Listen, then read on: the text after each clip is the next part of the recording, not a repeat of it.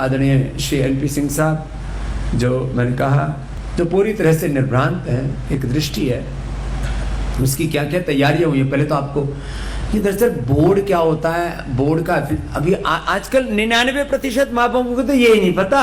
वैसे सीबीएसई का अच्छा बोर्ड है, हमारे बच्चे इस बोर्ड में, इंटरनेशनल अच्छा स्टेट बोर्ड से। अब जो बहुत समझदार माँ बाप मानते हैं ना, वो अपने बच्चों को स्टेट बोर्ड के स्कूल में नहीं पढ़ाते, किसी में पढ़ाते हैं? सीबीएसई में। और सीबीएसई में भी आईबी बोर्ड में। हाँ, अब मैं आगे आ रहा हूँ। उनसे पूछो सीबीएसई बोर्ड में क्यों पढ़ाते हो, उत्तर नहीं उनके पास में। और सीबीएसई में भी इंग्लिश मीडियम वाले में। फिर उनसे पूछो आप किस में पढ़ाते हो? हमारा बच्चा इंटरनेशनल स्कूल में पढ़ता। इंटरनेशनल बोर्ड वाले स्कूल में पढ़ता नहीं। अब तो जिसके पास में 2 पैसे का जुगाड़ हो जाए, हमारा बच्चा कहाँ पढ़ता? विदेश में। अब विदेश में पढ़ता है। और विदेश में पढ़ने वाले भाई 99% बच्चों ने तो किसी को निहाल नहीं किया, ना माँ बाप को, ना कुल खानदान को, ना देश को।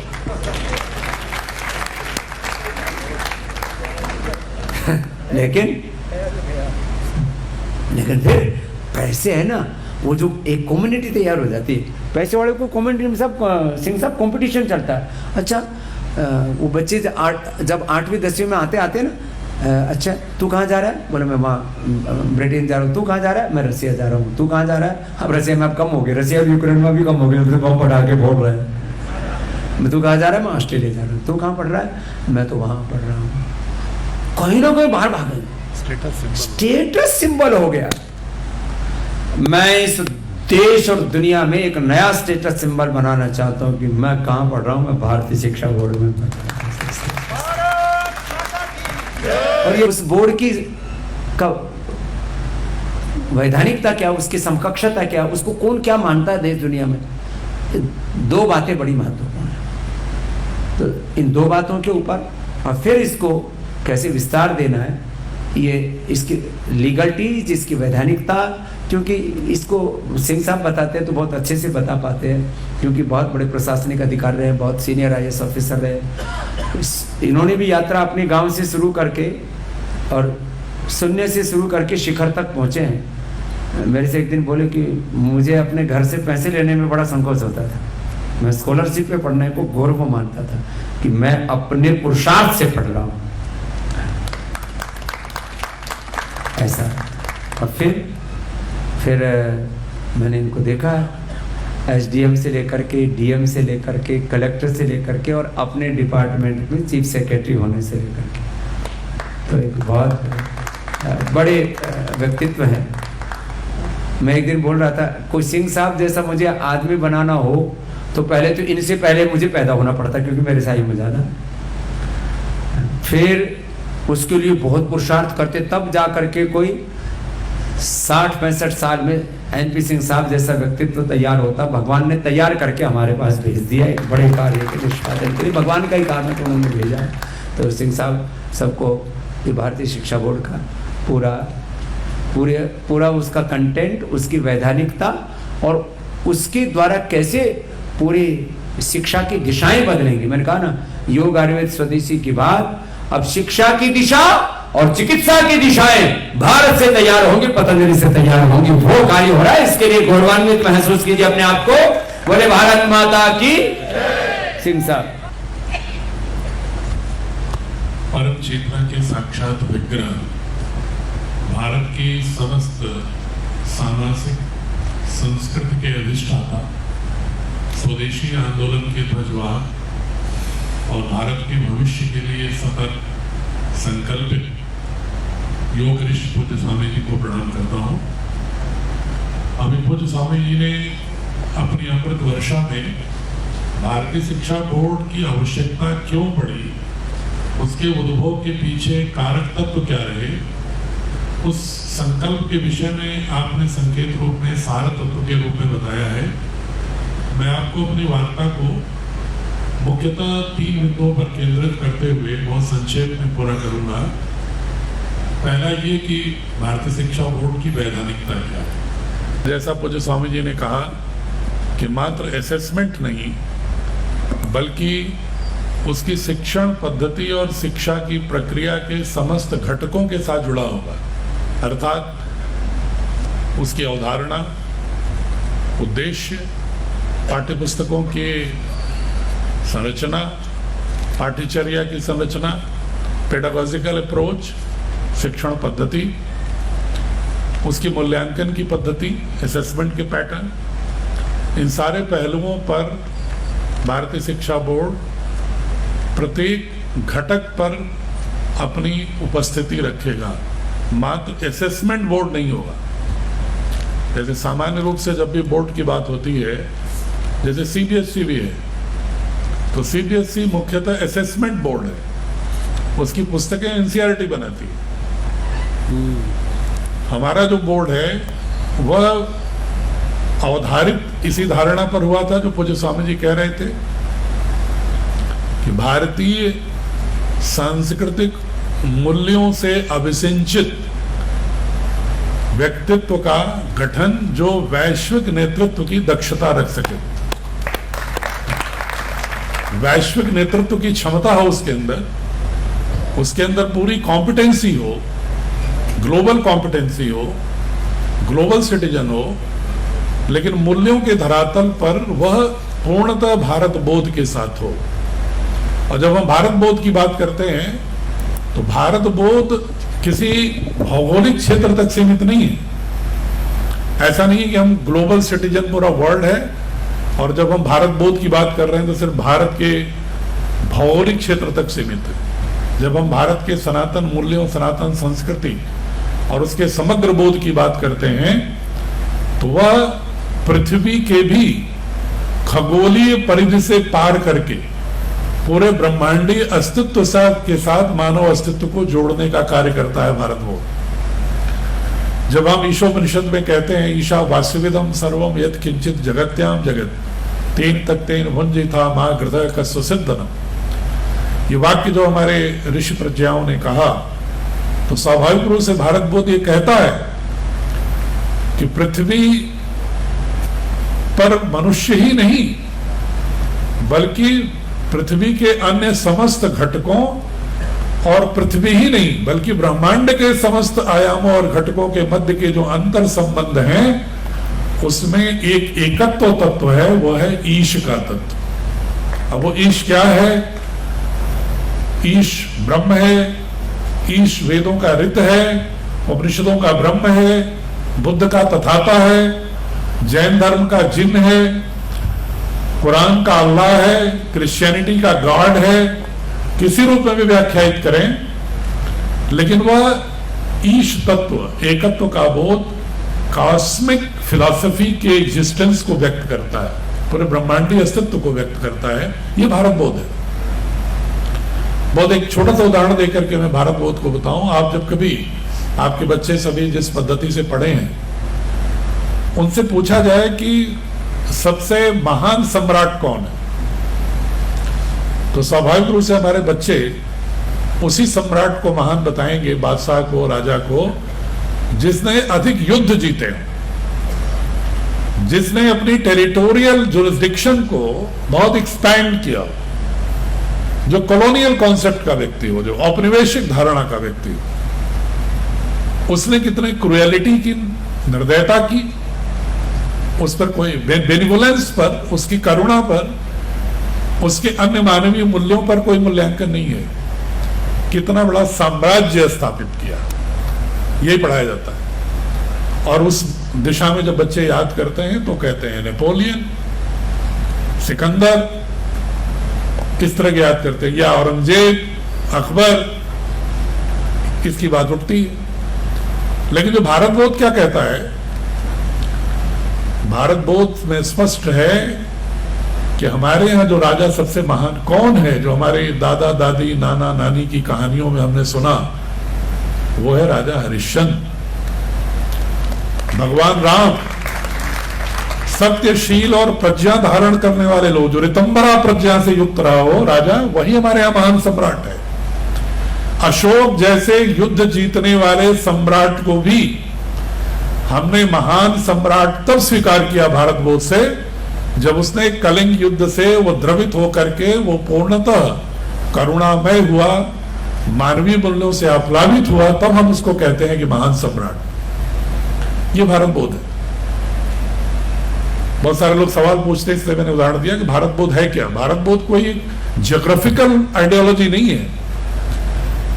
और जब हम भारत बोध को व्याख्या करते हैं मूल्यों के आधार पर, जो पूज्य स्वामी जी ने अभिव्यक्त किया था, विस्तार से बताया भी था, कि जब हमने कोशिश किया कि देखें जो भारत का बोध है, भारतीय जो मूल्य पद्धति है, जो सांस्कृतिक निकष तत्व हैं, क्या उनमें और जो वर्तमान में यूनेस्को या फ्रेंच रिवॉल्यूशन और अमेरिकन रिवॉल्यूशन से उभरे हुए जो मूल्य, जिनकी हम बहुत अधिक चर्चा करते हैं इंटेलेक्चुअल ऑर्बिट में, बौद्धिक क्षेत्र में, क्या हमारे भारत बोध में वो मूल्य कहीं छूट गए थे क्या, कि जिनकी चर्चा हम बहुत ही प्रशस्ति गायन के साथ करते हैं और अपने शास्त्रों के विषय में हमें जानकारी नहीं है, या शास्त्रों के मूल्यों को हमने सही संदर्भों में गहराई में डूबने की कोशिश नहीं की।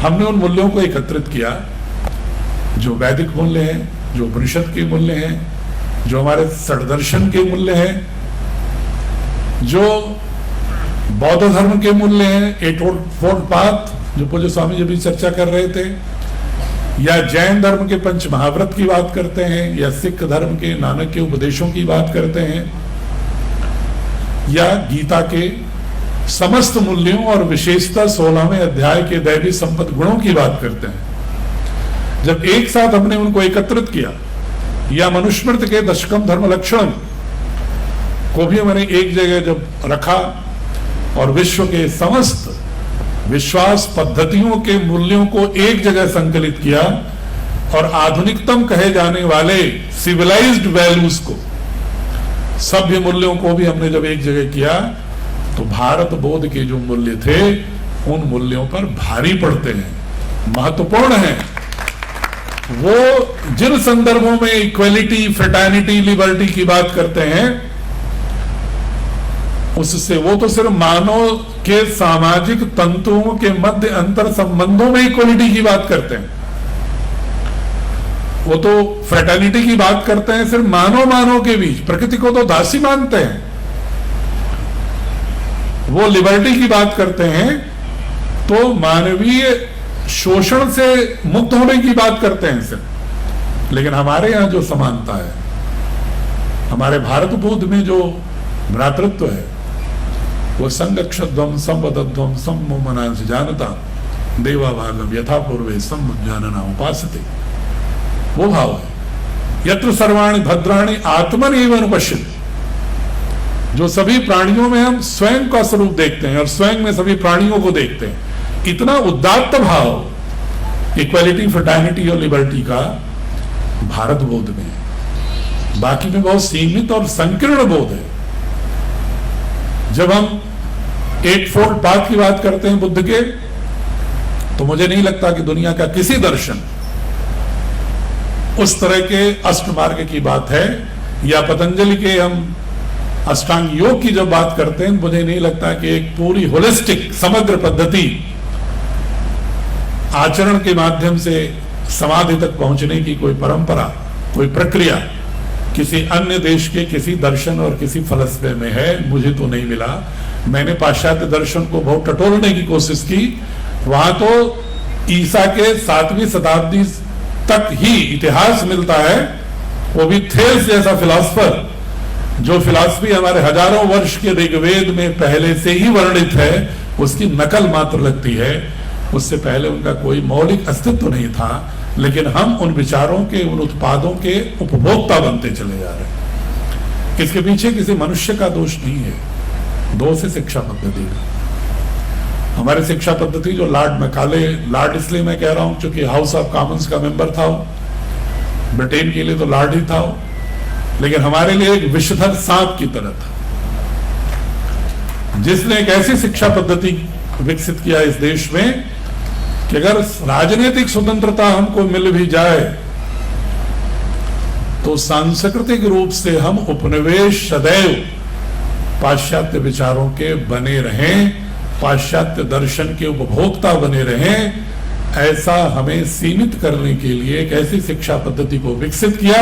और दुर्भाग्यवश उस समय भारत के लिए नियत ठीक रखते हुए भी बहुत सारे ऐसे लोग थे जिन्होंने उस शिक्षा पद्धति को बहुत जोर शोर से बिना उसको गहराई में समझे हुए प्रचार करना शुरू किया, और जिसका भुगतान पूरा देश स्वतंत्रता के बाद भी कमोबेश थोड़े बहुत परिवर्तन के साथ जो शिक्षा पद्धति लागू है उसका खामियाजा भुगत रही है, उसका दंड भुगत रही है, क्योंकि हमने मैकाले की पद्धति को उलटने का प्रयास नहीं किया। पिछले एक दशक से पूज्य स्वामी जी विभिन्न सरकारों, विभिन्न इन्फ्लुएंशियल पर्सनालिटीज जिसको कहते हैं, इन्फ्लुएंशियल पर्संस जो प्रभाव रखते हैं सत्ता और निर्णय और नीति समितियों पर, उनसे पूज्य स्वामी जी ने अपने संकल्पों को बहुत ही दृढ़ता के साथ दोहराया। सौभाग्य की बात है कि संस्कृति मूलक वर्तमान भारत सरकार ने पूज्य स्वामी जी की भावना को देखते हुए शिक्षा पद्धति में इस अमृत महोत्सव काल में मैकाले रूपी विष के समाधान के लिए भारतीय शिक्षा बोर्ड जैसे अमृत तत्व को प्रदान किया है। और यही नहीं, मैं ये बताने में मुझे कोई संकोच नहीं है, ये ऐतिहासिक सत्य है कि पूज्य स्वामी जी ने भारतीय शिक्षा बोर्ड के गठन के लिए जो संकल्पना, जो संकल्प पत्र, जो विजन डॉक्यूमेंट भारत सरकार को दिया था 2014-15 में, आप अगर भारत की नई शिक्षा नीति देखेंगे 2020 की, उसमें उसकी लगभग 80% पूर्ण उसका प्रतिबिंब दिखेगा, क्योंकि हमने उस विजन डॉक्यूमेंट को भी पढ़ा जो पूज्य स्वामी जी ने प्रस्तुत किया था भारत सरकार में आदरणीय प्रधानमंत्री जी को, और जो नई शिक्षा नीति को हमने पढ़ा, नेशनल करिकुलम फ्रेमवर्क को पढ़ा, तो मुझे लगता है कि कहीं न कहीं पूज्य स्वामी जी का जो संकल्प था और आदरणीय प्रधानमंत्री जी की जो स्वयं की जो धारणा है, दोनों जब अनुनाद हुई, रेजोनेंस प्राप्त किया, तो इस भारतीय शिक्षा बोर्ड और भारत की नई शिक्षा नीति का उद्भव हुआ। आज भारतीय शिक्षा बोर्ड पूर्ण रूप से भारत सरकार द्वारा गठित पतंजलि योग पीठ द्वारा संचालित एक राष्ट्रीय बोर्ड के रूप में 3 फरवरी 2023 को भारत सरकार ने सभी राज्यों को पत्र जारी कर दिया है, और उस पत्र में ये लिखा है कि ये सीबीएसई के समानांतर ही बोर्ड है, बल्कि जो आईसीएसई बोर्ड है उसको उन्होंने प्राइवेट बोर्ड लिखा है। मात्र नेशनल बोर्ड के रूप में जिसको गवर्नमेंट का पूर्ण वैधानिक समर्थन प्राप्त है वो सीबीएसई और भारतीय शिक्षा बोर्ड ही है, ये उसकी वैधानिक स्वरूप है। राज्य सरकारें उस बोर्ड को वैधानिकता को स्वीकार करें, इसलिए भारत सरकार ने एक और आदेश जारी किया कि जो हमारा बोर्ड है, हमारा जो करिकुलम और सिलेबस है, पाठ्यक्रम और पाठ्यचर्या है, उसको उन्होंने अपने शिक्षाविदों से परीक्षण कराने के बाद हमको प्रमाण पत्र दिया कि हमारा जो करिकुलम और सिलेबस है, असेसमेंट की जो पद्धति है, मूल्यांकन की जो पद्धति है, वह पूर्णतः भारत की नई शिक्षा नीति के अनुरूप है, ये उन्होंने प्रमाण पत्र भी दिया है। और साथ ही ये 5 जुलाई 2021 को दिया था प्रमाण पत्र। और जो दूसरा एक और महत्वपूर्ण आदेश जारी किया उन्होंने कि पहले कोई ऐसी पद्धति नहीं थी भारत में कि एक शिक्षा बोर्ड को भारत के राष्ट्रीय बोर्ड या स्टेट बोर्ड जो राज्य सरकारों के बोर्ड है उनके बीच में परस्पर इक्विवेलेंस, समकक्षता निर्धारित करने के लिए कोई संस्था नहीं थी। एक अनौपचारिक संस्था थी जो शिक्षक और शिक्षण से जुड़े हुए लोग यहां पर होंगे, कोप्से का नाम सुना होगा। एक कोप्से नाम की संस्था थी जो पूर्णतः प्राइवेट संस्था है। कुछ एक सोसाइटी बनी, उस सोसाइटी ने ये दायित्व को प्रारंभ करना शुरू किया, धीरे धीरे वो एक अनौपचारिक रूप से अधिकार ग्रहण कर लिया। भारत सरकार का उसको कोई ऐसा विधिक आदेश नहीं था। पूज्य स्वामी जी ने केंद्रीय शिक्षा मंत्री से कहा कि कोई ऐसी संस्था होनी चाहिए जो विभिन्न बोर्डों के मध्य एक वैधानिक रूप से, प्रामाणिक रूप से समकक्षता जारी करे और उसके लिए कुछ मूल्य निर्धारित होने चाहिए, मानक निर्धारित होने चाहिए। भारत सरकार ने 15 नवंबर 2021 को एक एसओपी, स्टैंडर्ड ऑपरेटिंग प्रोसीजर बनाया।